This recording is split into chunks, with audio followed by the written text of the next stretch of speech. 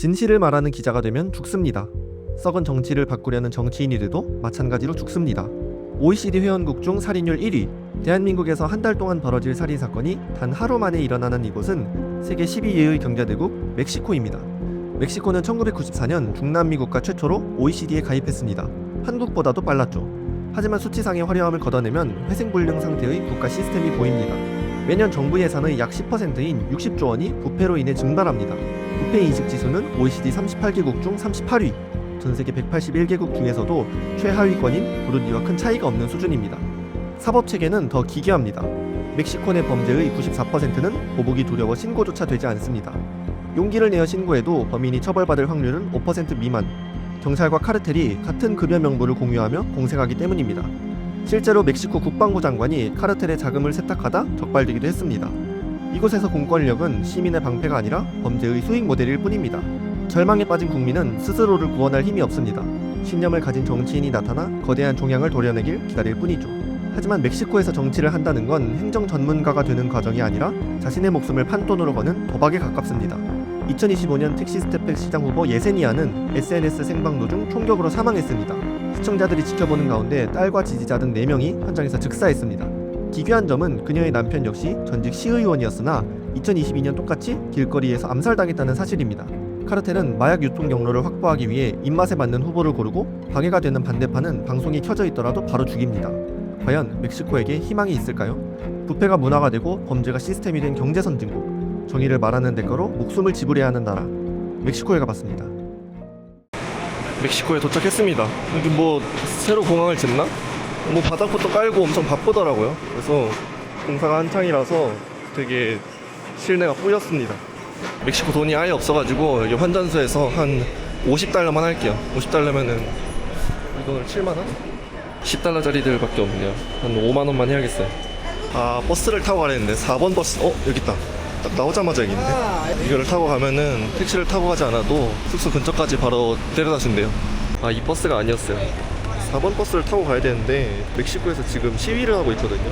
이제 한두 달 뒤면은 월드컵이 열리는데 공공 예산을 복지에 안 쓰고 월드컵에 쓴다고 사람들 화나가지고 지금 시내에서 시위를 하고 있대요. 그래서 원래는 5분마다 한 번씩 와야 되는 버스인데 10분 기다렸는데 아직도 안 와요.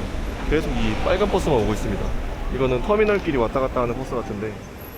오토부스 누메로 4? 아, C? 여기서 타는 건 맞다는데. 한 30분을 기다렸는데 버스가 안 오네요. 진짜 시위 때문에 출발을 안 하는 건가? 그래서 500원이면 시내까지 갈 수 있는데 택시를 불렀습니다. 한 12,000원 정도 내면 된대요. 30분 동안 차를 타고 와야 됩니다.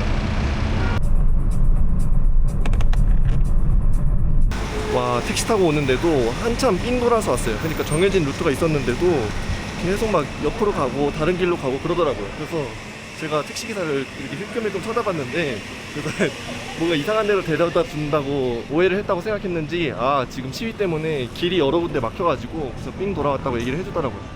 이 근처가 제가 묵을 호스텔이 있는 곳입니다.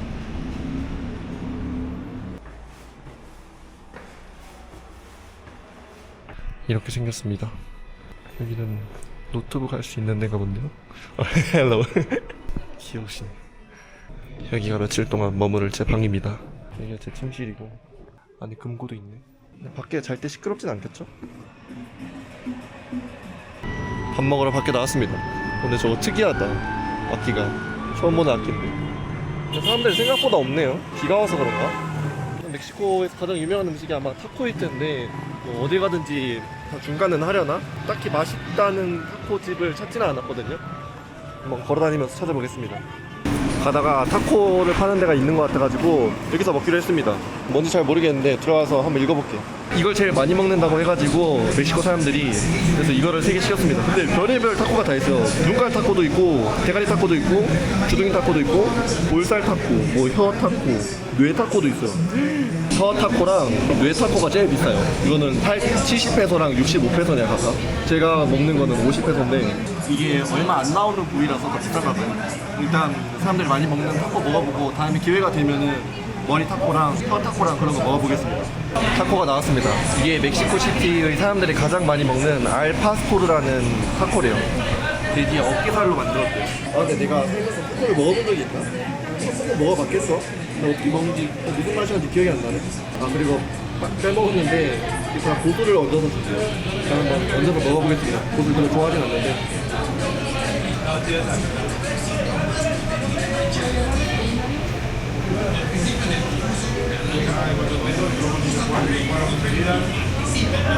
맛이 좀 심심하네요. 여기 주는 소스랑 같이 먹어야 되나. 아무것도 안 뿌려 먹으면 별로 맛이 없습니다. 맛이 좀 심심해요. 중에 하나 뭐 뿌려 먹는 것 같은데. 일단 라임을 뿌려야 되는 것 같아요. 뭐 그렇게 막 잡내 그런 건 잘 못 느껴가지고. 뭐야 많은데. 근데 뭐 주니까 뿌려야겠죠? 소스는 뭐 정확히 뭔지 모르겠는데 뭐 살사 소스 그런 거겠죠? 하나만 넣어서 먹어볼게요. 안면 소스 때문에.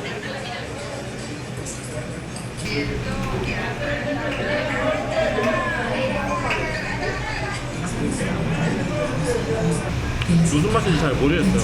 여러 가지 맛이 있긴 한데 그렇게 막 맛있지도 그렇게 맛없지도 않아요. 나쁘지 않아요. 근데 다 먹을 수 있어요. 뭐 똑같은 빨간 소스긴 한데 다른 것도 한번 넣어서 먹어볼게요. 타코를 많이 안 먹어봐서 무슨 맛인지도 잘 모르겠어요. 불고기 소스 뿌려서 먹고 싶어요. Justamente sus familiares pues continúan buscándolos al no saber qué pasó con ellos. Justamente 방금 넣은 소스를 넣어서 먹으니까 내가 먹어봤던 그 타코 맛이 나네. 오늘 조금 맵다. 그래서 다음에 타코 먹을 때는 여기 멕시코 시티들 사람들이 좋아하는 타코 말고 한국 사람들 입맛에 맞는 타코 찾아서 먹어보려고요. 매워 근데.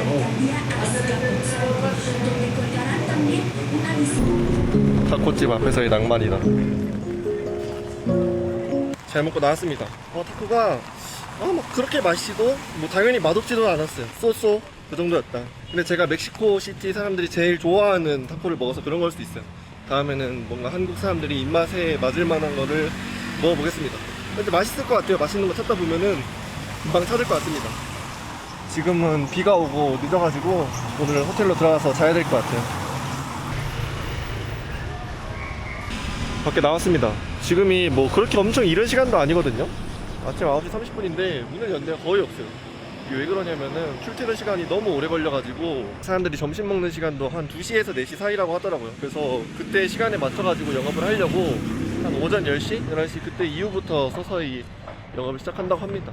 8시, 10시까지 하는데도 그래서 많대요. 애초에 상점을 늦게 여니까 문을 닫는 것도 늦다고 합니다. 어제 사실 그 카메라 키지 않고 여기 멕시코 시티를 좀 돌아다녀 봤거든요. 그러면서 어떤 음식을 하나 먹었는데 제가 영상에서 먹은 그 타코? 여기 멕시코 시티 사람들이 많이 먹는다고 한 그 타코는 그렇게 뭐 맛있지 않았는데 어제 먹은 건 진짜 맛있어요. 포졸레라고 하는 어떤 우리나라로 치면 국밥의 포지션이 있는 그 음식을 먹었는데 숯불을 먹었는데 와 너무 맛있더라고요. 그래서 제가 갔던 식당만 맛있는 건지 한번 또 포졸레를 먹어보려고 합니다. 오늘 날씨 엄청 좋아요. 여기 이름은 소칼레 광장입니다. 세계에서 4번째로 넓은 광장이라고 하는데 오늘은 앞에 천막이 쳐져 있어요. 그게 여기 어린이날이라서 뭔가 행사를 크게 하는 거라고 합니다. 저 뒤에 있는 건 대성당이래요. 성당이 실제로 보면은 생각보다 꽤 웅장합니다. 저거 짓는데 250년이 넘게 걸렸대요.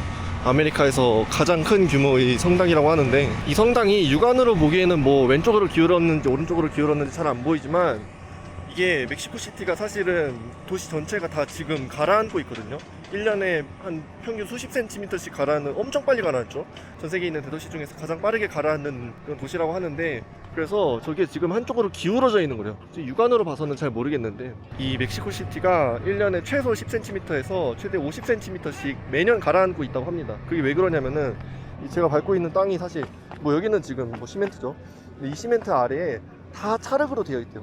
물을 엄청 많이 먹으면 찰흙으로 되어 있는데 애초에 이 멕시코 시티 전체가 호수를 매립을 해서 만든 그런 도시래요. 그리고 여기가 2200만 명이나 살다 보니까 물을 얼마나 많이 쓰겠어요. 이 밑에 있는 물을 끌어다가 써야 되는데 이 사람들이 사용하는 70%를 여기 지하수에서 뽑아 쓰다 보니까 물이 빠진 찰흙이 도시 무게를 견디지 못하고 압착이 되고 있대요. 그래서 어떤 심한 곳은 100년 동안 12m나 가라앉았다고 합니다. 뭐 앞에 보이는 빌딩 높이가 한 12m, 15m 그 정도 되겠죠. 도시 하나에 이만한 구멍이 생긴다는 거는 멕시코 시티가 얼마나 빨리 가라앉는지 알 수 있죠. 그런데 지금도 이미 엄청 많이 가라앉아 있는데 멕시코 시티는 이걸 원상복구할 수가 없대요. 왜냐면은 그 찰흙 사이에 있는 물을 빼서 쓴 거잖아요. 근데 그 사이에 다시 물을 집어넣는다고 해가지고 이 땅이 다시 높아지거나 부풀어 오르거나 그러지 않는다고 하더라고요. 그래서 멕시코시티는 앞으로 가라앉을 일밖에 안 남았대요. 전문가들은 앞으로 150년 안에 최대 30m나 더 가라앉을 거로 예측한다고 합니다. 굉장히 무섭죠? 여기가 지금은 이 대성당이 한 30m 하려나? 이만큼 이 도시 전체가 다 가라앉는다고 하니까 도시가 그렇게 가만히 가라앉게 내비둘 수는 없잖아요. 그래서 이제는 도시 내에서 쓰는 생활용수를 이 지하에서 잘 끌어다 쓰지 않고 여기서 100km 떨어진 어떤 계곡 같은 데서 물을 계속 끌어다 쓴대요. 근데 여기 멕시코시티가 꽤 높습니다. 해발 2200m나 되기 때문에 그 계곡에서 끌어다 쓰려면은 전기료랑 유지 보수비가 엄청 많이 든대요. 또 이외에 물만 새는 게 아니라 세금도 같이 새는 게 문제인데 물 마시는 거 중요하니까 또 멕시코 최대의 도시가 가라앉으면 안 되니까 여기에 막대한 예산을 쏟아 부을 거 아니에요. 근데 그 중간에서 이 세금을 삥쳐먹는 공무원들이랑 관리자들이 되게 많다고 합니다. 여기 무슨 체스판 같은 것도 있네요. 나중에 애기들 보고 하라고 이렇게 깔아 놓는 건가? 여기 생크림처럼 보이는 거는 천연 원료로 만든 피부 관리용 크림이래요. 뭐 달팽이 크림이라고 적혀 있는데 여기 어린이날 행사라서 가족들이 많이 오다 보니까 어른들이 저런 거를 피부 미용을 하러 중간중간에 그렇게 하는 사람들이 있어가지고 저렇게 파는 거라고 합니다. 여기 또 있다, 생크림. 생각보다 하는 사람이 많은가 봐요. 주변에 라임 같은 걸 둘러놨네. 마침 또 메트로폴리탄 대성당이 열려 있다고 해서 잠깐만 구경 가보려고요. 오, 엄청 깔끔한데요? 유럽의 대성당들 많이 가봤는데 거기보다도 훨씬 예쁘고 규모도 엄청 큰데요? 여기 방이 옆에 또 있어요. 이런 데 또 처음이네. 이 메트로폴리탄 대성당은 스페인 제국이 여기 멕시코 쳐들어왔을 때 그때 지은 거거든요. 근데 얘네가 좀 잔인한 게 뭐냐면은 여기에 아즈텍 신전이 있었어요. 근데 그거 부수고 그 부순 돌로 여기 성당 짓기도 하고 여기가 완전히 그 신전의 자리였거든요. 그래서 여기 보면은 강화 유리 밑에 뭐 잘 보이진 않는데 식물 때문에 신전이 아직까지도 남아있다고 합니다. 원래는 그냥 흙 위에 덮어가지고 그 위에다가 이렇게 대성당을 지은 건데 고고학자들이 땅 밑에 신전이 있는 거를 나중에 발견을 해가지고 이렇게 강화 유리로 볼 수 있게 해놓은 거래요. 이 사람들이 약간 과거 아즈텍을 따라하는 건가? 그런 종교의식인 것 같아요. 아 근데 나는 아침 먹으러 나왔는데 파는 데가 잘 없어요. 문을 다 닫아놔가지고. 오, 여기 저기 보니까 메뉴판에 딱 있네. 이거거든요, 포졸레가. 여기 진짜 맛있습니다. 아마 파는 것 같은데. 올라 오너 그라시아스. 포졸레를 시켰습니다. 이게 닭고기 아니면 돼지고기 고를 수 있는 거고 이게 옥수수 튀긴 거래요. 우리나라 치면은 국밥에 밥 들어가는 거 대신에 여기는 포졸레에 이 옥수수 튀긴 거 들어간다고 합니다. 위에 양상추도 얹어서 먹고 하는데 어제는 제가 닭고기를 먹었었는데 오늘은 돼지고기를 시켜봤습니다. 너무 맛있을 것 같아요. 어제 진짜 맛있었거든요. 그냥 아무 생각 없이 멕시코에서 제일 유명하다고 해서 시켜봤는데 예상외로 너무 맛있었어요. 그리고 타코도 하나 시켰습니다. 스테이크 타코를 시켰어요. 포졸레가 나왔습니다. 근데 제가 닭고기로 시킨 줄 알았는데 돼지고기가 온 것 같아요. 어쨌든 뭐 맛만 좋으면 되고 얘는 밥 대신에 이렇게 옥수수가 들어갑니다. 옥수수 튀긴 거. 그리고 얘네를 다 집어 넣어서 먹으면 되는데 이거 라임은 저는 별로 넣으면 맛이 없더라고요. 얘네는 식감 때문에 넣는 거래요. 그리고 이거는 처음 보는데 돼지 껍데기 튀김? 이래요. 그래서 여기 뭐 찍어 먹거나 뭐 먹고 나서 국물이랑 따로 먹거나 그래도 되고 이거는 딱 봐도 맛있어 보이죠? 맛없으면 직무유기입니다. 너무 맛있겠다. 국물부터 한번 먹어볼게요. 와, 너무 맛있어요. 엄청 깊은 사골 국밥을 먹는 느낌? 진짜 맛있어요. 와, 10점 만점에 10점. 이보다 더 맛있을 수가 없어요. 이거 한국에서도 팔았으면 좋겠다.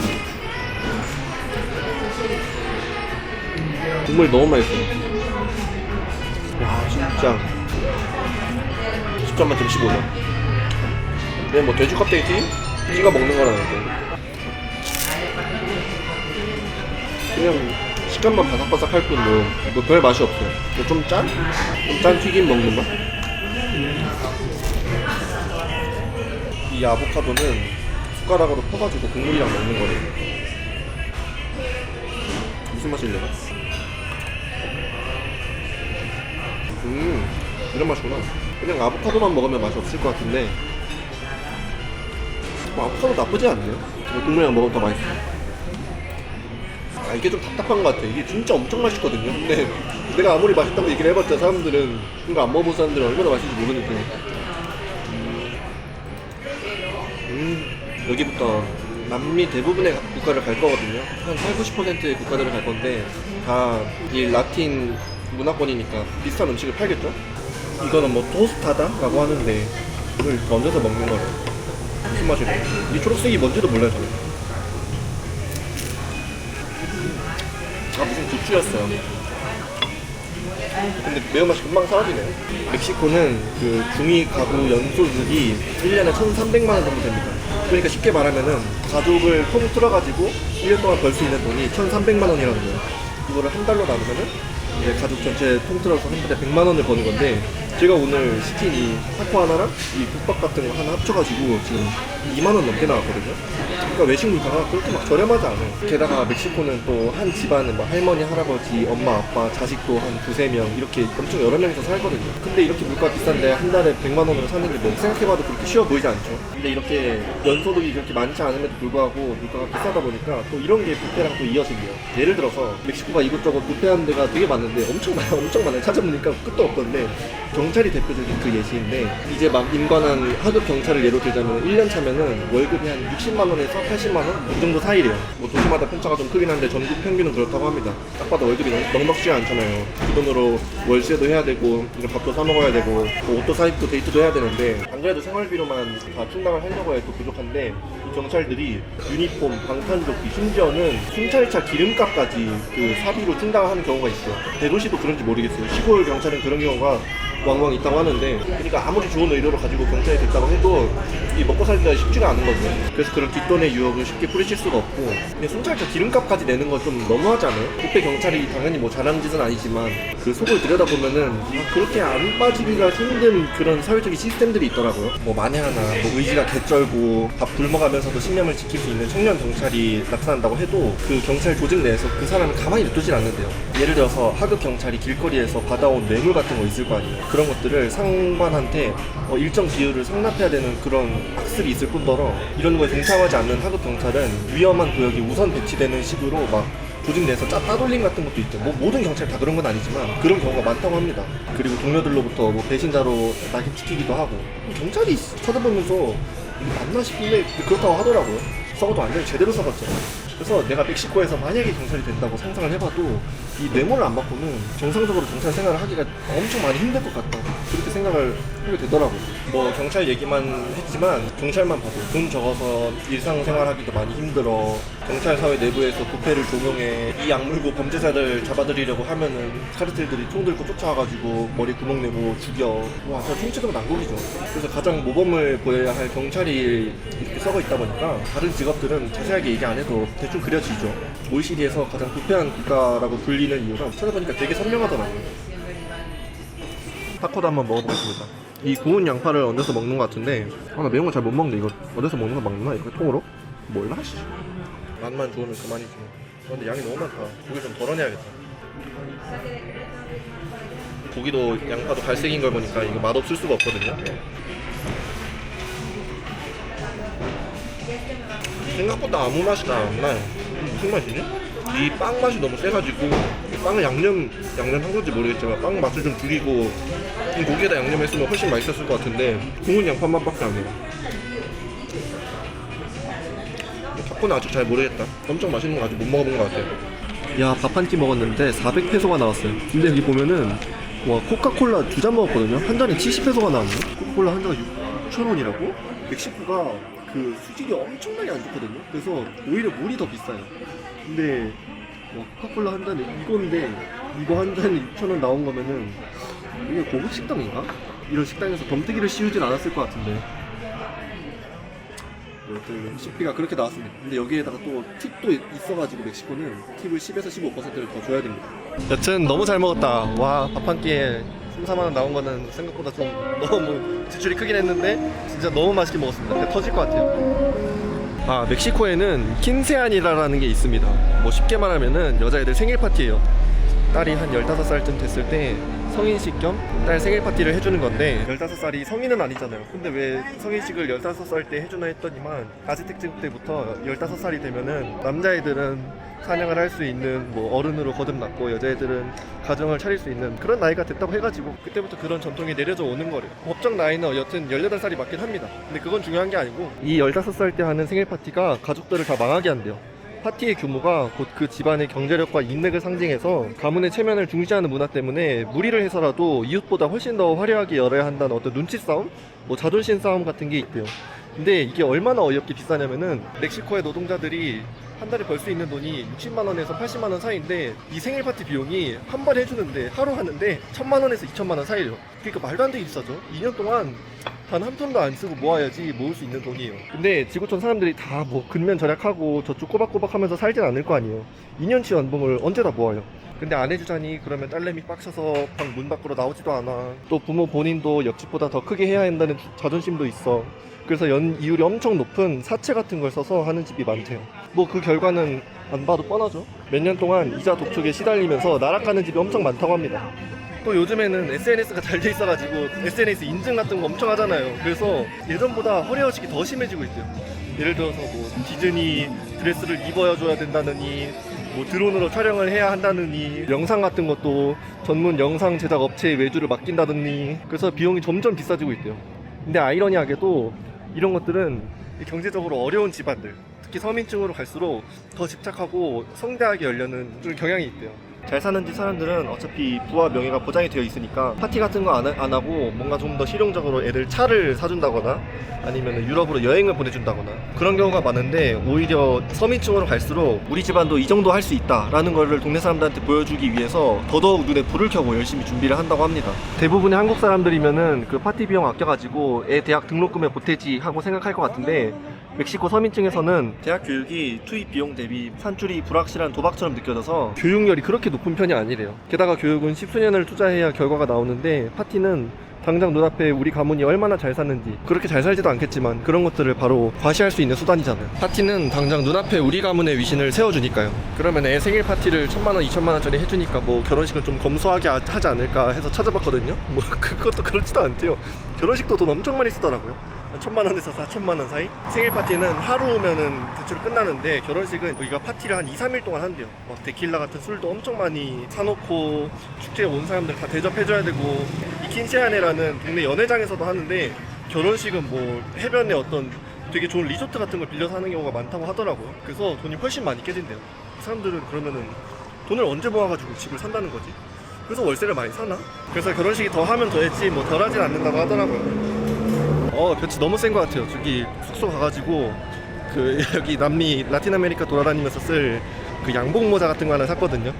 햇볕에 좀 덜 타게 하려고 그거라도 좀 쓰러 가야겠어요. 리쉐이빙석이다. 이게 전국에 프랜차이즈가 가장 많은 뭐 카페라고 해야 되나? 중국에서 시작한 건데 축구 아이스크림 1200원밖에 안 한대. 사 먹어야겠다. 아니 뒤에 다 줄이 있었어요. 저렴해서 그런가요? 이게 되게 많아. 어쩌다 보니까 또 대성당 앞에 걸어가게 됐는데 확실히 아까보단 사람이 많네요. 진짜 체스하는 사람들도 있고 어린이날 행사이긴 한데 어린이보다 어른들이 더 많네. 야 애들 봐봐 졸라 귀엽다. 뭐 하는 거야? 머리로 낚시를 하네. 아 재밌겠다. 난 저런 거 안 태워주겠지? 무거워서. 이겁니다. 새로 산 모자. 어때요? 말벌 잘 잡게 생겼나요? 왜 빵 이름이 중국인이지? 아 중국에서 유래한 빵이어서 빵 이름이 중국빵인 거네요. 중국에서는 튀긴 호빵 뭐 그렇게 부른다고 하네요. 근데 의외로 멕시코가 길거리가 엄청 깨끗하네요. 저는 당연히 수도인 멕시코시티밖에 안 와봤지만 길거리 쓰레기가 잘 없어요. 엄청 깔끔하게 잘 치우는 것 같습니다. 근데 이 쓰레기 보니까 생각난 건데 좀 웃긴 게 있어요. 이 쓰레기 줍는 게 환경미화원의 일인 거잖아요. 그런데 내 집 앞에 쓰레기도 뇌물을 줘야 치워주는 그런 미화원도 있대요. 되게 기발하죠. 그런 미화원들이 돈 받는 것도 있고 여기는 근데 뭐 노점상이 그렇게 많지 않은데 또 노점상들이 많은 구역이 있거든요. 그 노점상들은 길거리에서 장사할 때도 또 뇌물을 줘야 한대요. 그래서 서민들은 번 돈의 10% 이상을 뇌물로 지불한다고 합니다. 뭐 부자들이야 돈 많으니까 뭐 뇌물 쓸 거 대신에 변호사 쓰고 하면 되지만 서민들은 그게 안 되기 때문에 자기가 번 돈의 10% 이상을 뇌물로 무의미하게 뜯긴대요. 그래서 뭐 멕시코에서 뇌물은 뗄래야 뗄 수 없다고 합니다. 거의 일상이래요. 그러니까 뭐 저렇게 운전하다가 실수해서 벌금을 내야 되는 거 그런 거 말고 진짜 공무원들이 당연히 해야 하는 일을 안 했을 때도 뇌물을 줘야지 일을 한대요. 예를 들어서 내가 이사를 했어요. 그러면 뭐 수도랑 전기랑 연결을 해야 될 거 아니에요. 허가를 받고. 근데 그런 것조차도 하는데 엄청 오래 걸릴 때 최소 몇 주에서 몇 달 동안 그거를 막 질질 끈다고 해요. 근데 집에서 씻어야 되잖아요. 또 밤에 불은 켜고 살아야 되니까 그걸 또 가만히 몇 주 동안 앉아서 기다릴 수도 없고, 그래서 기회비용을 따지면은 차라리 뇌물을 주는 게 낫다고 판단해가지고 돈을 주고 그런 거 빨리 허가 받는다고 합니다. 그러면 또 며칠 안에 기가 막히게 빠르게 해결해 준대요. 돈이면 다 된대요. 목말라가지고 물을 좀 사야겠어요. 방금 세븐일레븐에서 물을 샀는데 물 가격이 콜라 가격이랑 아예 똑같더라고요. 어느 지역은 근데 물이 콜라보다 더 비싸기도 하대요. 그만큼 멕시코는 물이 엄청 귀합니다. 그래서 여기 정치인들이 그 물을 무기로 사용해가지고 표를 얻으려고 하는데, 여기가 소득에 따라서 물을 사용할 수 있는 양이 좀 많이 다르대요. 우리나라는 사실 그런 게 없잖아요. 어디든지 물 잘 돼 있고 물 쓰는 게 어렵지 않아서 돈을 더 번다고 해가지고 괜히 뭐 물 가지고 유세를 부리거나 뭐 물 많이 쓴다고 소득을 구분할 수 있는 건 아니잖아요. 근데 여기는 부자인 사람들은 하루에 500리터 이상씩 물을 쓰고, 가난한 빈민층 같은 경우에는 하루에 10리터? 20리터로 겨우 연명을 한대요. 그걸로 씻기도 하고 밥을 해먹기도 하고 모든 걸 다 처리를 해야 되는데, 그래가지고 이제 정치인들이 표를 얻으려고 그 급수차 있잖아요, 물 나눠주는, 그걸 가지고 선거 기간이 되면은 그 빈민가를 찾는다고 합니다. 나 뽑아주면은 너네 물 더 많이 주겠다, 뭐 그런 식으로 어필을 하는 거죠. 정부에서 당연히 급수차로 공짜로 나눠줘야 됐을 물을 그런 식으로 무기로 삼는다고 하더라고요. 중간에 부패한 공무원들이나 뭐 중간 보스들이 물을 빼돌려가지고 더 많이 써야 될 물을 못 쓰고 있는 거라고 합니다. 그래서 길거리를 걸어 다니다 보면은 이런 것들을 세븐일레븐에서 물 사서 먹는 건 비싸기 때문에 물을 봉지에 담아가지고 판매하는 할아버지들이 있대요. 저는 아직까지 못 보긴 했는데, 아마 여기가 조금 잘은 모르겠지만 잘 살고 문화 유적지가 많아서 그런가? 좀 더 사람들이 찰 법한 곳으로 가면 어우 그런 것들을 볼 수 있지 않을까 싶어요. 원래는 번호판에 이런 글자가 있는 게 정상인데 얘는 뭐지? 특이하네. 아, 멕시코는 여기는 앞번호판 부착이 의무가 아니래요. 뭐 이렇게 앞번호판을 하는 사람도 있긴 한데 뭐 의무가 아니라서 저 사람은 저렇게 꾸며 놓은 거래요. 근데 대체로 다 앞번호판 있는데, 일본을 얼마나 사랑하면 저 펜으로 번호판을 달아놨을까. 지금 가고 있는 곳은 산후안이라는 시장을 가고 있습니다. 여기에 뭐 특이한 식재료들을 엄청 많이 팔아가지고 뭐 미식가들의 천국? 뭐 그렇게 불린대요. 사자, 호랑이, 아르마딜로 뭐 그런 고기도 있다고 하고, 특히 그 개미알로 만든 식재료가 유명하대요. 뭐 멕시코의 캐비어 뭐 그렇게 부른다고 하더라고요. 가서 볼 수 있을지 모르겠어요. 그럼 맛이 있나? 왜 멕시코의 캐비어 뭐 그렇게 부르는 거지? 캐비어 저는 맛도 몰라요 사실. 여기인 것 같습니다. 근데 입구에서 파는 것들은 뭐 평범한 그냥 과일을 근데 통째로 이렇게 넣어놨네. 안 썩나? 아, 이게 그 메뚜기인 것 같아요. 메뚜기 튀김 판다고 하더니 입구에 들어오자마자 메뚜기가 보이네요. 내가 먹을 수 있을까? 근데 뭐 그렇게 따지면 우리나라 사람들은 그 놀이동산 같은 데 가가지고 번데기도 먹고 그러니까. 와, 이 전갈로 만든 술인가 봐요. 비주얼 개쩐다. 하긴 근데 또 우리나라도 따지고 보면은 뱀술이 있으니까. It's 3 scorpions with gold, 아하. 70% alcohol. Yeah. How much is the price of this scorpion alcohol? The one beef is pesos, okay? 딱 10만 원 정도네요.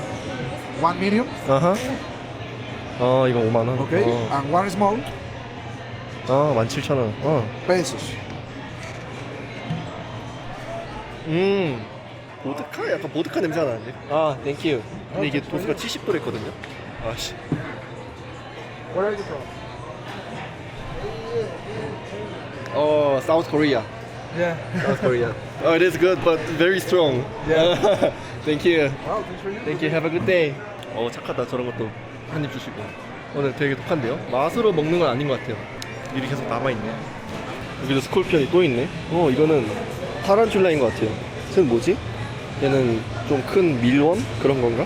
얘도 무섭게 생겼다. 비싸겠죠, 얘네들? 얘네는 다 어디서 잡아오는 걸까요? 잡는 것도 힘들겠다. 이게 무슨 벌레지? 감기벌레가? 이 정도면은 20페소래. 5마리? 저는 그 개미 알이 가장 유명하다고 하던데, 저는 봤는데 인지를 못한 건지 못 찾겠어요. 뭐 그런 것쯤은 한번 먹어볼 수 있을 것 같은데 뭐 굳이 먹고 싶지는 않고. 그리고 뭐 사자? 호랑이 고기? 뭐 그런 거는 안 보이는 것 같아요. 닭이랑 돼지는 많은데 호랑이 고기를 못 찾겠어요. 이 안에 들어있는 건 개구리입니다. 여기는 엄청 큰 뱀도 있어요. 이 사람들이 직접 키워서 파는 건가? 여기 지금 거미가 살아있어요. 타란툴라. 오, 독특하네. 팔기도 하고 키우기도 하고. 여기는 그 벌레 오마카세입니다. 읽어보면은 마늘 소스에 곁들인 악어, 마늘 소스 아르마딜로, 샐러드를 곁들인 사슴고기 뭐 그런 게 있네요. 여기 메뚜기 케이크도 있어요. 토끼고기까지 있는데 여기도 마찬가지로 사자고기랑 호랑이 고기는 없네요. 메뚜기 케이크. 근데 가격도 다들 꽤 비싸더라고요. 메뉴 하나당 10,000원이 넘었어요. 곤충이 뭐 단백질이 높아서 그런가? 되게 생각보다 비싼 재료인가 봐요. 여기 있다. 이 악어는 모가지가 잘려있네요. 불쌍해라. 이분은 닭발을 드시고 있습니다. 근데 양념 많은 닭발 보니까 별로 맛있어 보이지가 않네. 남의 얼굴에 색칠하는 거는 만국 공통이네. 버스를 타러 왔는데 여기는 여성 및 미성년자, 노약자 칸이 따로 있네. 신기하다. 이런 데또 처음 봐요. 버스가 되게 깁니다.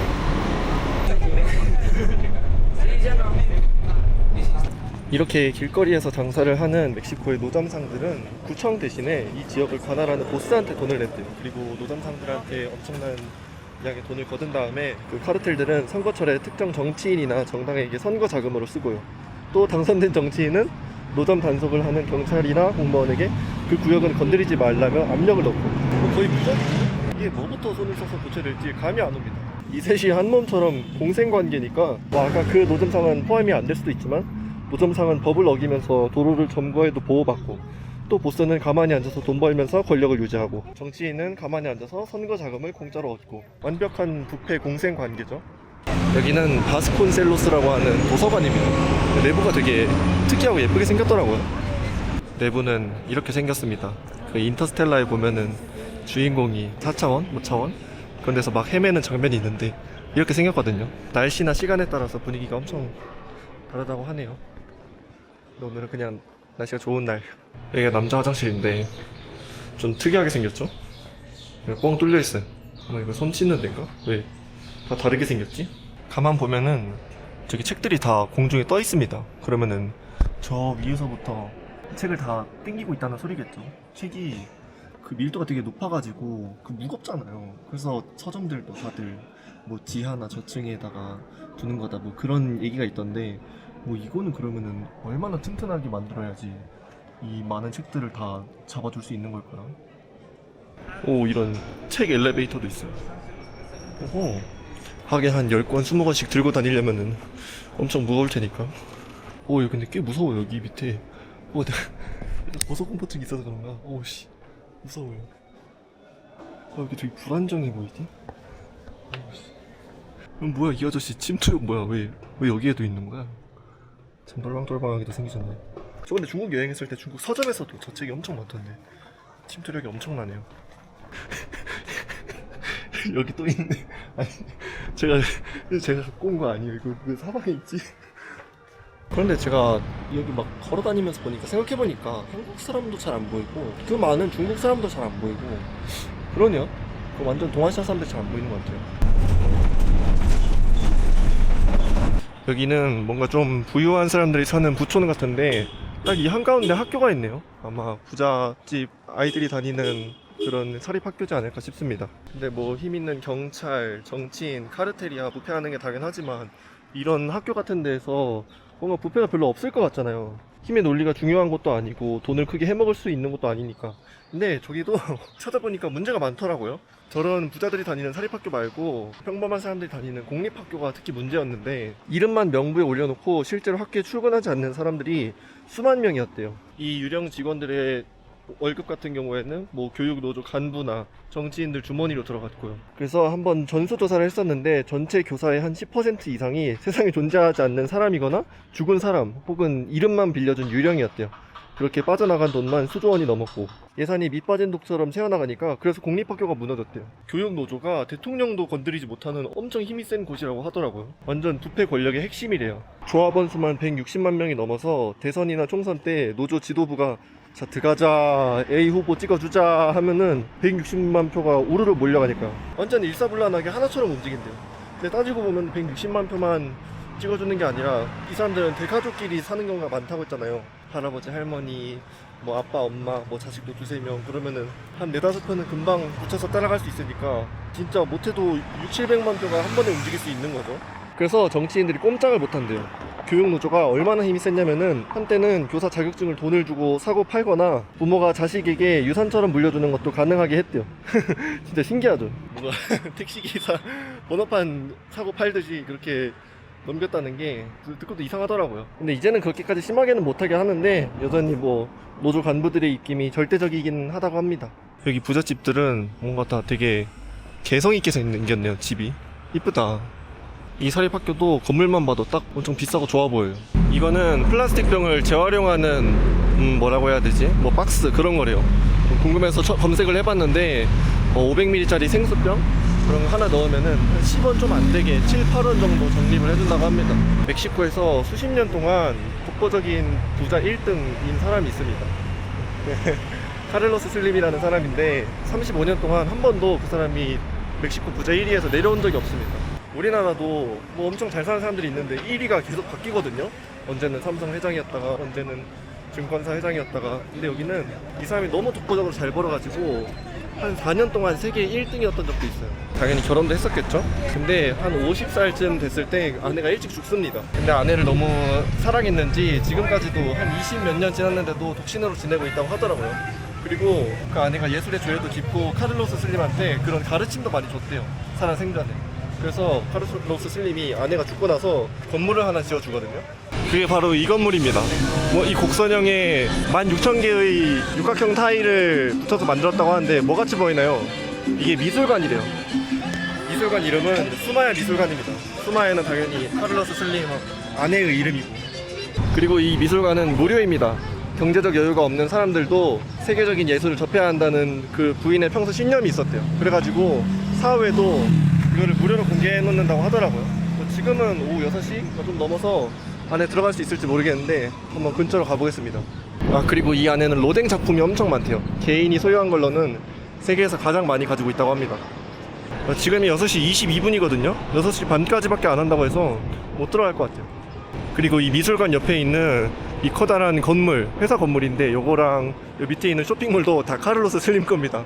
세계 1등 부자를 한 4년 동안 했던 사람이니까 뭐. 검색을 해보니까 지금은 세계 순위가 좀 많이 내려왔네요. 지금은 16위래요. 전 세계 16위. 근데 재산이 174조라고 합니다. 이 근처 부지의 땅도 다 카를로스 슬림 거고 이 가치만 해도 1조가 넘는데요. 근데 카를로스 슬림 자체는 되게 검소하게 산다고 합니다. 40년째 똑같은 집에서 살고 있기도 하고 이것저것 평소에도 엄청 검소한 티가 난다고 하더라고요. 그래서 멕시코 사람들이 좋아한대요. 돈을 많이 가지고 있는 사람이면은 사람들이 미워하고 질투할 법한데 많이 좋아한다고 합니다. 저기 지하철을 보면은 바퀴가 쇠가 아니라 이게 고무입니다. 왜냐면은 얘기했다시피 멕시코는 지하가 진흙으로 되어 있다고 했잖아요. 그러면은 이런 것들을 함부로 파면은 땅이 더 빨리 갈라집니다. 더 빨리 가라앉죠. 그래서 밀도 같은 것도 비싸니까 불안정하게 만드니까 그래서 고무로 저렇게 바퀴를 했다고 하더라고요. 아까 얘기했던 킨세아니에라 15살 때 소녀들이 한다는 파티 때 아마 이런 옷을 입고 가겠죠? 한 벌에 한 300만원 정도 하는 것 같은데 여기 보면은 구두 같은 것도 있고 구두는 뭐 엄청 비싸진 않냐? 한 8만원? 드레스 완전 화려하다. 뭐야 이거 배수관이 막혔나? 왜? 뭐가 이렇게 역류하는 느낌인데? 좋은 거품은 아니겠죠? 비누칠을 해가지고 길바닥을 닦진 않았을 테고. 오우 야 많이 심각하네. 헬로 니하오라. 밖으로 나왔습니다. 오늘은 주말이라서 그런지 길거리 사람이 어제보다 한 2배는 많은 것 같아요. 아 그리고 제가 영상 촬영 안 하면서 돌아다니면서 어떤 엄청 맛있는 식당에서 밥을 먹었다고 했잖아요. 그게 상가 1층에 있는 데여서 뭔가 체인점 같긴 했는데 찾아보니까 엄청 유명한 데더라고요. 이 멕시코 안에서 맛있는데 가성비 좋기로 유명한 그런 식당이었는데 검색을 해보니까 제가 어제 또 찾았습니다. 그래서 지금 거길로 가고 있어요. 와 지나가다 빵집을 하나 봤는데 도넛 윤기 보소. 나중에 나중에 밥 먹고 싶은데 항상 밥 먹고 나면은 디저트가 안 땡기더라고요. 아 모르겠어. 다시 여기 올지 안 올지. 근데 너무 맛있게 생겼다. 빵으로 밥 데치우는 거 별로 안 좋아해가지고 일단 밥은 먹어야겠어요. 여기입니다. 저 끝까지 사람들이 꽉 차 있어요. 이렇게 시켰습니다. 이거는 어저께도 먹었던 포졸레. 근데 오늘은 모둠으로 시켰습니다. 어제는 살코기만 있는 걸로 시켰던 것 같은데 오늘은 막 귀, 코 그런 거 다 들어갔다고 하더라고요.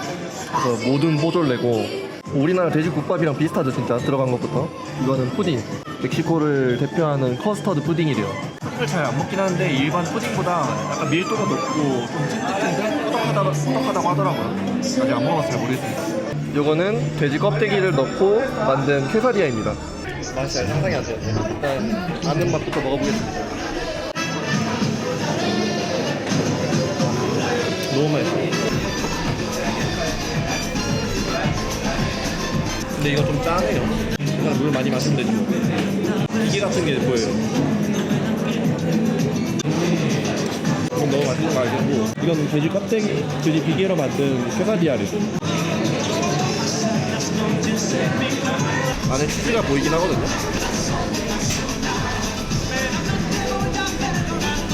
그냥 타코보다는 이게 더 제 취향인 것 같아요. 안에 이렇게 생겼습니다. 근데 타코나 퀘사디아나 이 빵 있잖아요. 빵 맛이 너무 세가지고 옥수수 빵인데 와 엄청 맛있다 그런 건 아닌 것 같아요. 이 빵의 맛이 좀만 없었어도 더 제 취향이었을 것 같은데 타코보다 맛있다. 이거는 엄청 매운 살사 소스래요. 근데 이거 뿌려 먹으니까 훨씬 낫더라고요. 이 퀘사디아만 먹으면은 좀 느끼한데 이거까지 딱 뿌려 먹으면은 저 매운 거 안 좋아하는데도 이게 간이 딱 맞아. 이름 진짜 맛있어요. 이 노다 미형제는 제가 접했습니다. 이제 막내만 남았어요. 씨, 그라시아스. 더 밀도가 높다던데. 때려봐도 약간 그래요. 커피 우유? 초콜릿? 이렇게 섞은 것 같아요. 엄청 달고, 야, 제가 단 거 좋아하는데도 그래서 손을 떠는 거는 제가 집에 그 수전증 약을 놓고 왔습니다. 이거 남미 여행하는 내내 손 떨 예정이라서 뭐 죽는 거 아닙니다. 원래 손 잘 떨어요.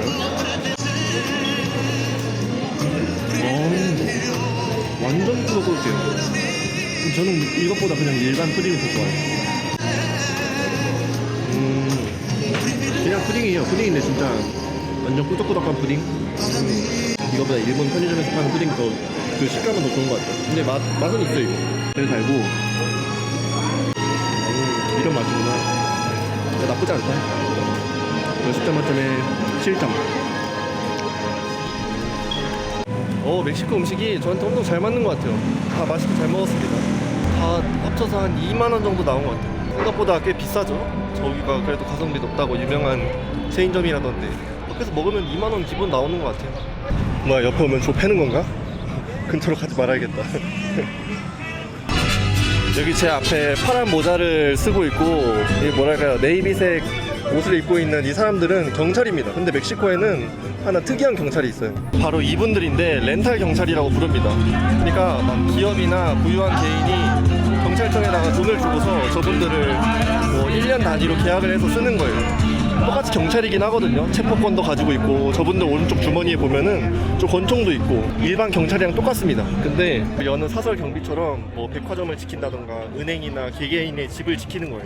근데 이게 우리나라에 없어서 좀 생소할 수 있는데 정부가 대놓고 운영하는 사업이에요. 그래서 가격도 정해져 있죠. 보니까 경찰 한 명당 한 달에 180만 원을 주면 쓸 수 있다고 하더라고요. 딱 한 달도 필요 없고 예를 들어서 하루만 딱 쓰고 싶다, 12시간만 쓰고 싶다, 그렇게 쓸 수는 있대요. 근데 절차가 엄청나게 복잡하고 멕시코 거주증 뭐 그런 것도 있어야 되고 경찰청과 정식 계약을 맺어야 해가지고 한 달 하루 그렇게는 잘 안 쓰고 거의 없고 최소 1년 단위로 쓴다고 합니다. 근데 정부가 이 렌탈 경찰로 벌어들이는 수익이 1년에 8, 9천억이나 된다고 합니다. 엄청 쏠쏠하죠. 그래서 뭐 저 같은 외국인도 이론상 저 사람들을 고용할 수 있긴 한데 절차가 너무 복잡해가지고 쓸 수 없는 거나 마찬가지인데 정말 막 경비가 필요하다 그러면은 저런 경찰들 말고 사설 경비 엄청 많거든요. 멕시코는 경찰 숫자보다 사설 경비 숫자가 더 많습니다. 그래서 그런 사람들을 고용하면 된대요. 근데 당연히 뭐 부자들이나 부유한 기업에서 저 렌탈 경찰들을 다 데려가다 쓰면은 어딘가에는 치안이 빵꾸날 거 아니에요. 그래서 결론적으로는 세금 내고 국가한테 안전을 맡겨야 되는 그 가난한 사람들은 더더욱 불리하지 않을까 싶어요. 근데 정부의 논리로는 지금 걷는 세금으로는 이 경찰들한테 월급도 주고 순찰차도 고치고 뭐 총알도 보충을 하고 그게 부족하다. 그러니까 뭐 수요가 있는 곳에 비싼 돈을 받고서라도 빌려주는 게 우리 모두에게 이득이다 뭐 라는 주장을 한다고 합니다. 뭐 논리로는 뭐 맞긴 하죠. 그죠? 치안이 안전하다고 볼 수 없는 멕시코에서 안전조차도 이제 돈 많은 사람들 위주로 편중이 되는 거니까. 나 초딩 때 이거 완전 유행이었었는데 인라인 스케이트. 여기는 이제 유행인가봐요. 이거랑 롤러스케이트 타는 사람 되게 많아요. Es que ella también está como los míos. 처음 타보시나? 저 티셔츠는 마리화나 모양이네요. 이 멕시코가 좀 특이한 게 마리화나를 사고 파는 거는 불법인데 마리화나를 하는 거는, 그러니까 대마초죠. 대마초를 하는 거는 상관없대요. 그래서 좀 애매합니다. 한 28g까지는 소지를 해도 된다고 하는데 그게 종이컵 한 컵 정도의 분량이래요. 그리고 사고 파는 건 안 되는데 하는 건 되는 거면은 뭐 집에서 알아서 키우라는 거죠. 희한하네요. 근데 집에서 키우는 게 쉽나? 길거리에서 추러스 판다. 올라? 오노? 아니 받자마자 추러스 절반을 바닥에 흘려버렸어요. 이게 별로 딱딱하지가 않더라고요. 그래서 제가 들고 있었는데 절반이 날아갔습니다. 맛만 보면 되니까.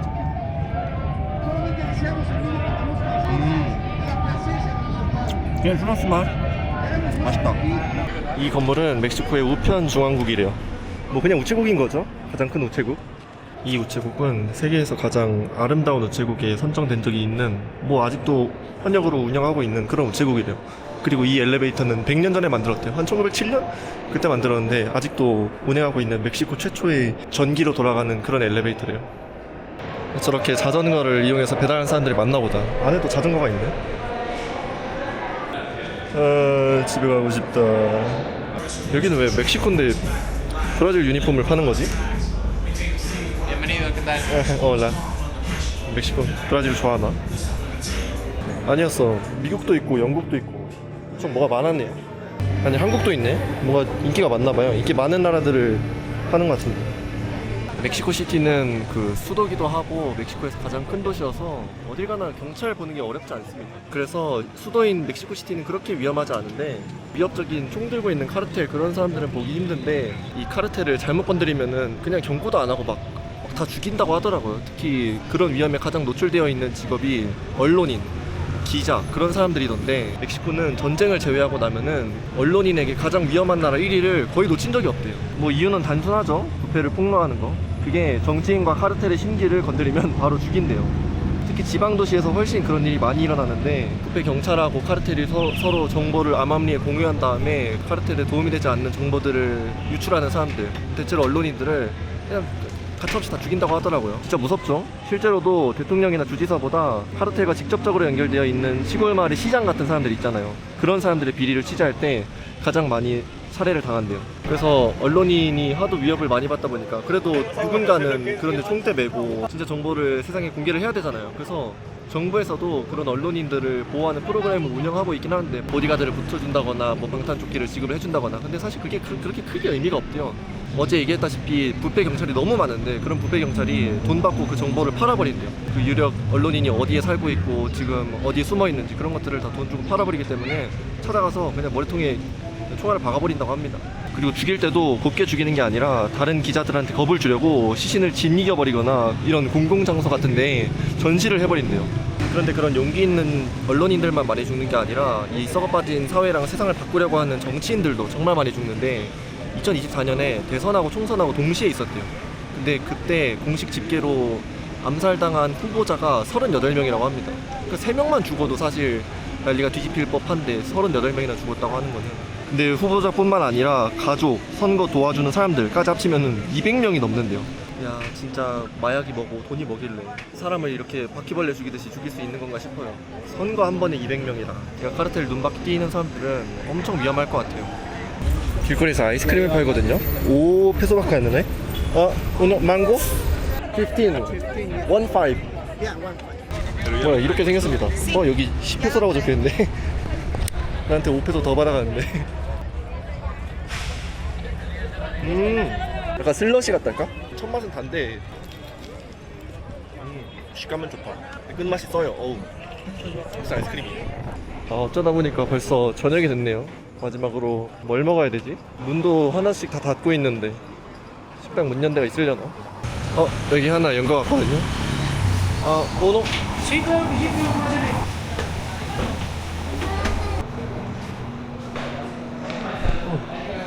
뭐야, 뜻하지 않게 합석을 하게 됐네. 멕시코 음식 하는 것 같아요.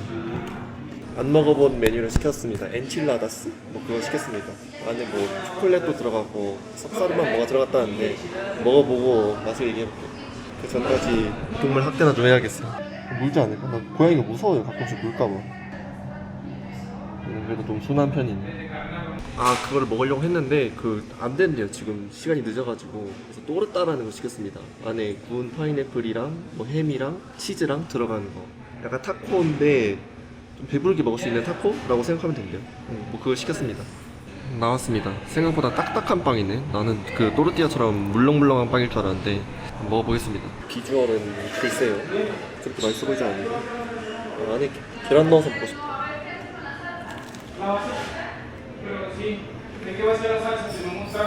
나쁘지 않은데 막 그렇게 맛있지도 않아. 근데 파인애플 맛은 안 느껴져요. 햄 맛도 느껴지고 토마토 소스 맛도 느껴지고 무슨 과카몰리? 뭐 초록 색깔 식물 맛도 느껴지는데 약간 저녁 식사보다 아침으로 먹으면 괜찮을 만한 샌드위치? 그런 느낌이에요. 막 엄청 특별하지 않습니다. 한국에서 파는 샌드위치도 이거보다 맛있는 거 많을 것 같아요. 아, 먹다 보니까 파인애플 좀 안에 있었네. 파인애플 씹는 거 훨씬 맛있어요. 아, 다 먹고 나왔습니다. 아, 뭔가 좀 고기 많은 거 아니면 밥류나 따뜻한 거 먹고 싶었는데 빵이라서 조금 아쉬웠다. 그리고 막 엄청 그렇게 맛있지 않았어요. 낮에 먹었던 뽀졸레가 진짜 엄청 맛있었는데 저건 그 정도까지는 아니었다. 뭐 여튼 다 먹고 이제 숙소로 돌아가고 있습니다. 오늘은 관광지 위주로 돌아다니고 맛있는 음식 찾으러 다녔는데 내일부터는 사람들이 잘 모를 만한 깊숙한 곳으로 들어가 보도록 하겠습니다. 오늘 여기서 끝. See, funny thing about love is